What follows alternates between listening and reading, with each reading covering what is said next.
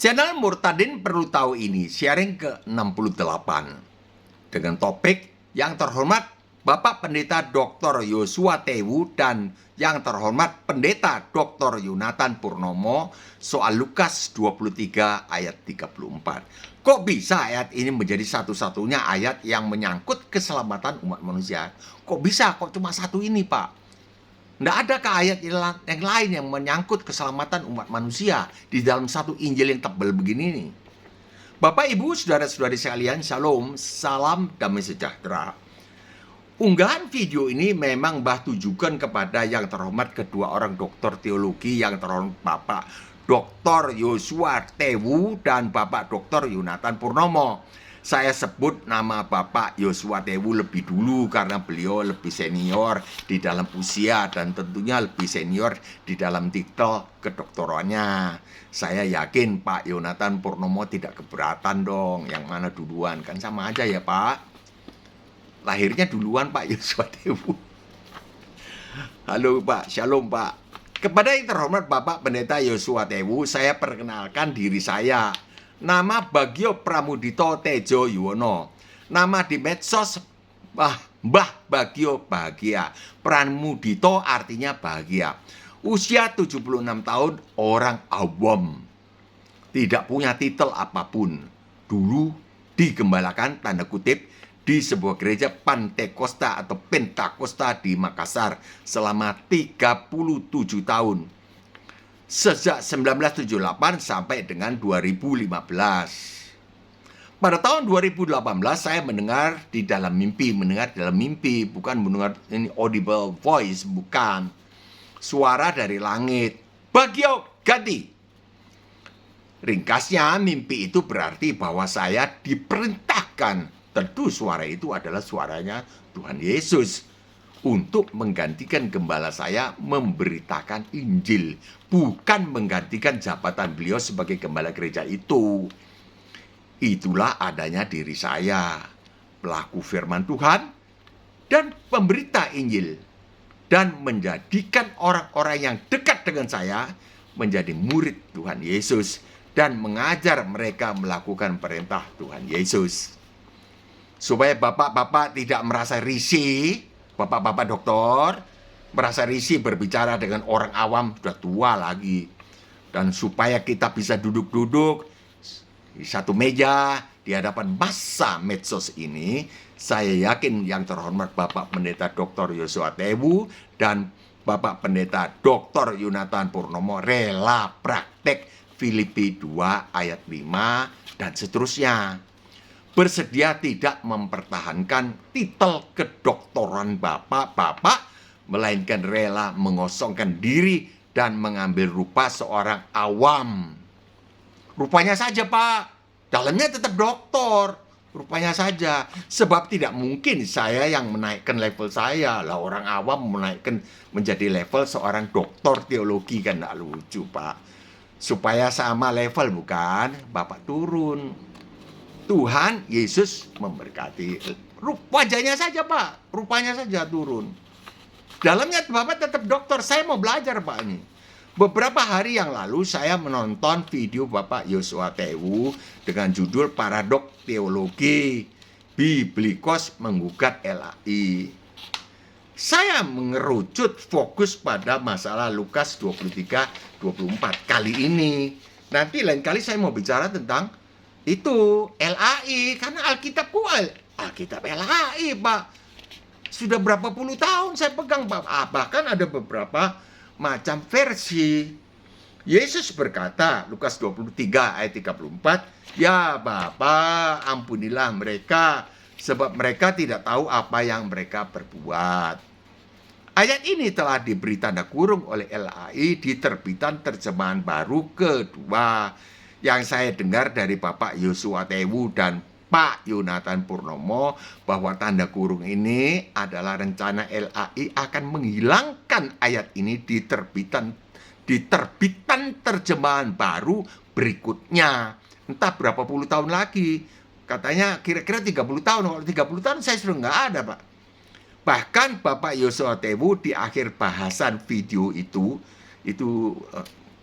yang tadi sempat menghimbau LAI agar tidak membuang ayat Lukas 23 ayat 34 itu. Karena itu adalah salah satu daripada 7 kalimat sakral yang diucapkan oleh Tuhan Yesus Kristus di atas kayu salib. Dan ayat ini menurut Pak Yosua Tewu dan Pak Yonatan Purnomo adalah satu-satunya yang mengandung keselamatan umat manusia. Kira-kira begitu. Saya berusaha mengingat semuanya tapi nggak bisa pas Pak kata-katanya. Mohon diluruskan kalau salah. Menurut Pak Yonatan, jika dihilangkan, maka berarti Yesus dilucuti kuasanya mengampuni dosa umat manusia. Ini tepat, Pak. Ini saya catat. Begitu Bapak ngomong, bicara, terus saya catat. Dilucuti kuasanya mengampuni dosa umat manusia. Mudah-mudahan saya tidak salah catat. Orang Makassar bilang tabe, Pak Yosua dan Pak Yonatan. Saya bertanya, apakah benar begitu pengertian teologi ayat Lukas 23 ayat 34 ini? Apakah Bapak-bapak tidak salah baca konteks ayat itu? Bukankah kalimat itu, ya Bapak, ampunilah mereka, sebab mereka tidak tahu apa yang mereka perbuat, khusus dimaksudkan oleh Pak Yesus yang adalah anak Allah yang mengenakan daging ini, khusus diperuntukkan bagi para tentara Romawi dan massa yang berseru-seru, salibkanlah dia, salibkanlah dia, di ayat 23. Mari kita baca ayat-ayat sebelumnya. Saya mau baca langsung dari Alkitab saya.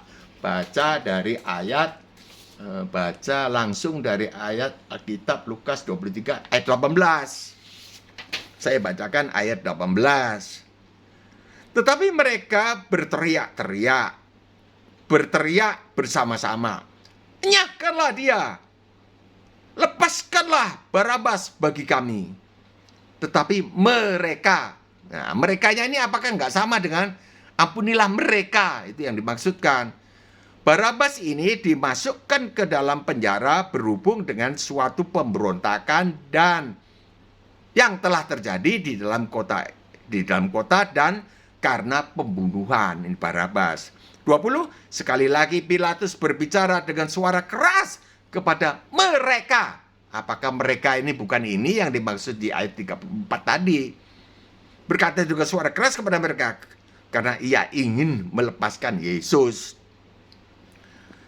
Pilatus ternyata fansnya Tuhan Yesus. Tetapi mereka berteriak. Nah ini, mereka berteriak membalasnya. Katanya, salibkanlah dia, salibkanlah dia. Apakah mereka ini bukan mereka yang dimaksud oleh Pak Yesus di atas kayu salib? Ya Bapak, ampunilah mereka. Bukan ini Pak. 22, kata Pilatus untuk ketiga kalinya kepada mereka. Kejahatan apa yang sebenarnya telah dilakukan orang ini? Tidak ada suatu kesalahan pun yang kudapati padanya yang setimpal dengan hukuman mati. Jadi aku akan menghajar dia lalu melepaskannya.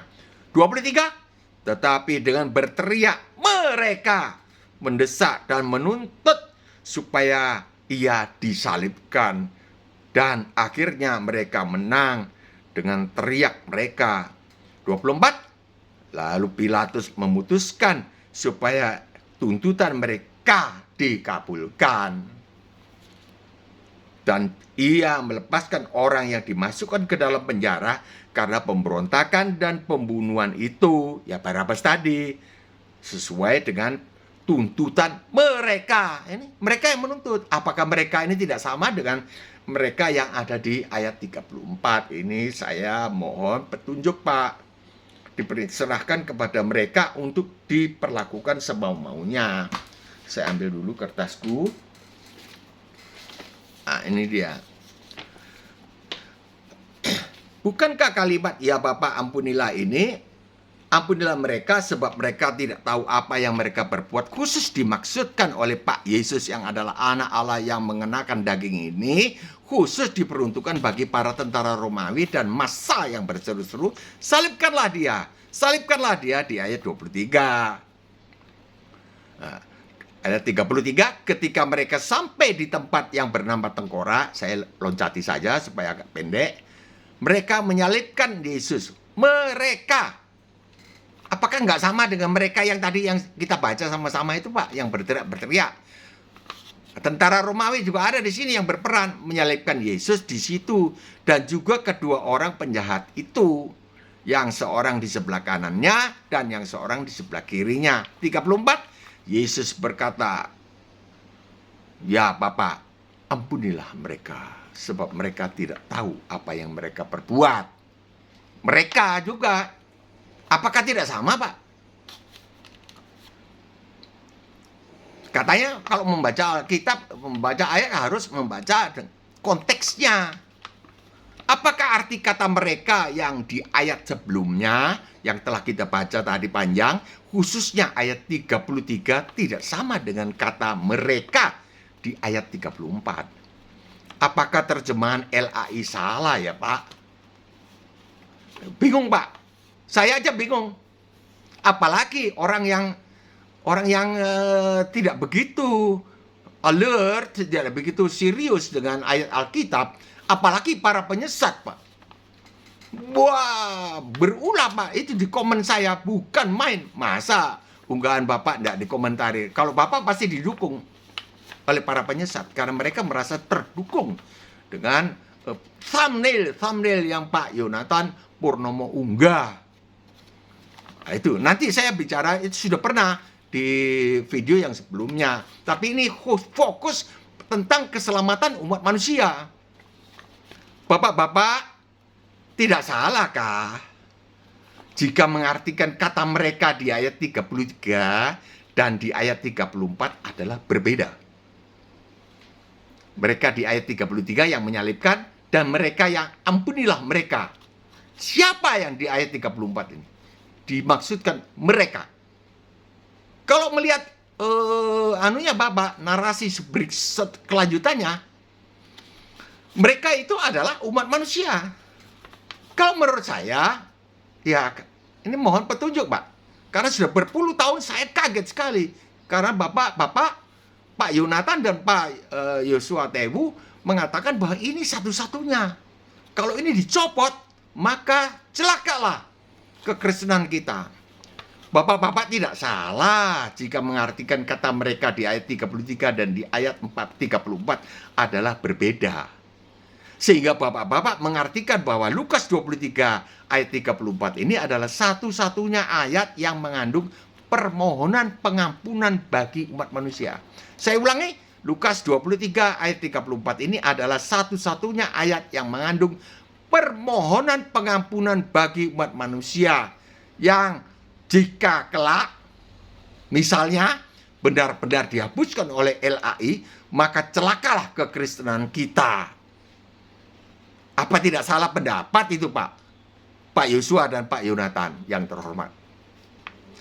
Bukankah Lukas 23 ayat 34, "Ya Bapa, ampunilah mereka sebab mereka tidak tahu apa yang mereka perbuat," ditujukan bagi para tentara Romawi dan massa yang pada saat itu. Dan massa yang berteriak-teriak, salibkanlah dia saat itu. Bukan ditujukan cuma itu saja, Pak. Bukan untuk semua manusia kan, Pak. Jadi jika sekalipun ayat ini dihapuskan, misalnya ini kita kan mengolah pikiran kita, mengolah data. Sekalipun ayat ini dihapuskan, karena itu ditujukan untuk bagi pengampunan para tentara Romawi dan orang-orang saat itu yang bilang salibkanlah dia, tidak akan mempengaruhi misi keselamatan umat manusia. Tidak akan mempengaruhi. Karena cuma ditujukan kepada tentara Romawi, Pak, bukan kepada seluruh umat manusia. Jadi tidak ada ayat ini, nggak apa-apa. Apa pengaruhnya? Saya sudah berbincang-bincang dengan staf Biblikos. Wah, besar sekali, Pak. Ya mereka mengikuti saja. Kalau saya mau ikut, Pak. Kebenaran, saya mau ikut yang benar, Pak. Kalau salah LAI, ya bikin aja Alkitab Biblikos sendiri, Pak. Beritakan Injil, Pak. Jangan pertengkarannya diunggah terus-terus. Diketawain, Pak. Malu. Pak dokter malu sekali. Ini bukan main. Dia anunya, komennya nih baru saja saya baca. Aduh, bukan main. Jadi unggahlah penginjilan menurut Biblikos begini. Ini dari bahasa anu ini. Ya, unggahlah. Jangan pertengkarannya ini. Bikin malu kan, Pak?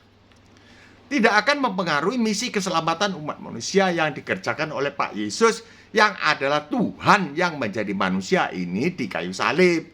Sebab penemuan saya menemukan supaya cepat bisa diterima, saya gunakan istilah Pak Dr. Yonatan Purnomo. Proklamasi. Beliau menggunakan kata proklamasi pengampunan. Saya menemukan bisa salah, Pak. Karena orang awam tidak sekolahan, Pak. Tapi mungkin benar, Pak. Karena guruku Roh Kudus, Pak. Saya sudah cocokkan, sudah bolak-balik sembahyang. Bicara kok. Tadinya saya mau bicara kepada Pak Dr. Yosua Tewu saja. Dua-dua sekaligus. Ya saya laksanakan, Pak. Saya gunakan istilah Pak Dr. Yonatan Purnomo. Proklamasi pengampunan kepada umat manusia. Padahal tidak, Pak. Saya menemukan proklamasi keselamatan umat manusia. Keselamatan, bukan pengampunan. Oleh Pak Yesus. Bukan di ayat 23-34, Pak. Proklamasi keselamatan ini bukan di situ, Pak. Bukan di ayat Lukas 23 ayat 34 ini. Bukan di situ, Pak. Saya nggak sekolahan sama sekali loh, Pak. Nggak sekolahan, Pak. Gembalaku itu yang sekarang sakit. Itu yang ngajari saya, Pak.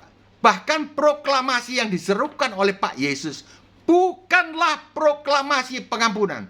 Bukanlah proklamasi pengampunan kepada seluruh umat manusia. Bukan. Melainkan proklamasi penggenapan tuntutan hukum Taurat.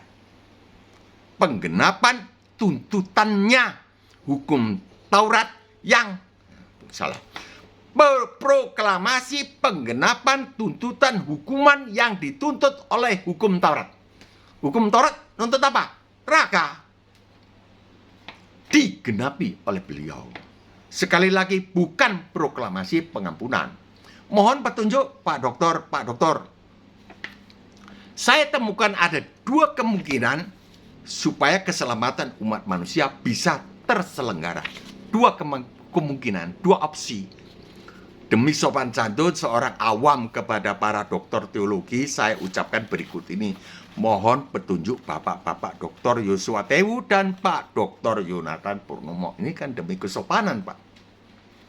Padahal kalau orang merasa tahu bahwa Bapak-Bapak dokter ini sedang dikoreksi oleh orang awam, Pak. Kan gitu, Pak. Lah saya ini orangnya terang-terangan apa yang di dalam keluar ke mulut, Pak.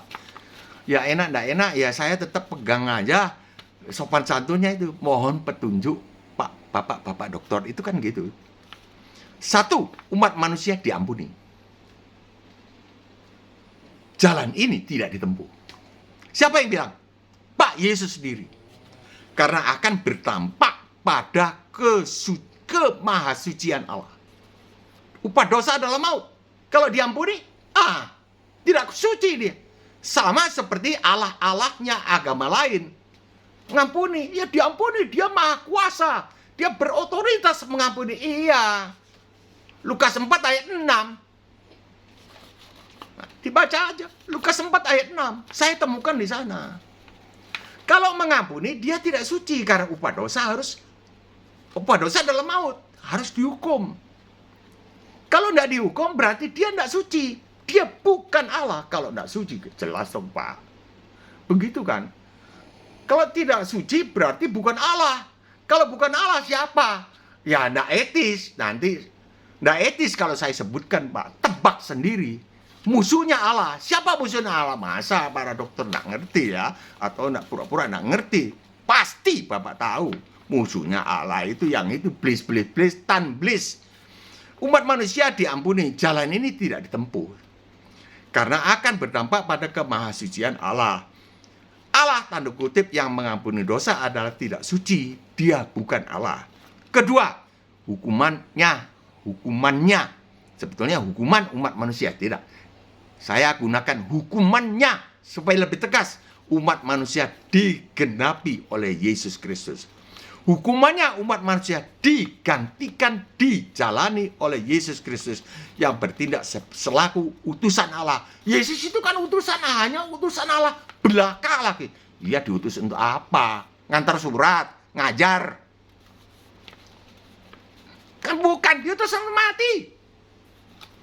Digantikan, dijalani oleh Yesus Kristus yang bertindak selaku satu utusan Allah. Dua, bertindak selaku sang hakim alam semesta yang menggantikan posisi umat manusia yang statusnya adalah si terhukum. Umat manusia si terhukum, bukan terdakwa, terhukum, jelas toh.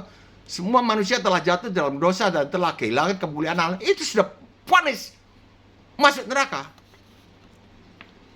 Tapi digantikan oleh sang hakim. Nah, nomor 3, bertindak selaku domba jantan yang tidak bercela. Itu domba Paskah. Itu kan ayat-ayatnya saya pertimbangkan, akan saya berikan jika bapak-bapak berkenan kita jumpa di private meeting. Tidak etis di muka orang banyak. Begini, nah etis loh Pak. Bapak dokter lah, saya ini orang awam Pak. Kan hilang pamornya Bapak ini. Supaya sopan, saya bilang, mari call saya 0852 9898 1948 0852 9898 1948. Itu nomor HP saya Pak. Bisa WA atau apa, bagaimana ketemunya. Ya kita sama-sama Pak. Jangan di blow up, memalukan Pak. Dan di hadapan Tuhan Yesus sebagai kepala daripada tubuh Kristus, kita telah merobek-robek Pak tubuh Kristus Pak. Bukan main Pak. Banyaknya orang yang mual-mual Pak. Mual-mual lalu pindah agama. Mual-mual, ya lanjutkan aja Pak. Mualnya mual bagaimana. Sampai di sini dulu saya mohon pamit. Terima kasih perhatiannya Bapak Dr. Yosua Tewu dan Bapak Dr. Yonatan Purnomo. Kiranya turunlah segala berkat rohani dan jasmani kepada Bapak Dr. Yosua Tewu dan Bapak Pendeta Dr. Yonatan Purnomo beserta seluruh penonton video ini serta keluarganya serta ekonomi berkecukupan di dalam nama Tuhan Yesus Kristus, nama di atas segala nama yang di dalamnya manusia beroleh selamat, namanya Anak Allah yang dikenan oleh Bapa pasti sampai kepada Bapa. Terima kasih Tuhan Yesus. Dalam nama Tuhan Yesus kami berdoa. Amin. Jika berkenan, tekanlah subscribe. Jika suka, tekanlah like. Jika berkenan, bagikanlah video ini kepada teman-teman atau keluarga. Tulislah komentar yang dahsyat, koreksi atau apresiasi, Pak. Gitu kan? Sampai jumpa besok. Shalom. Insya Allah.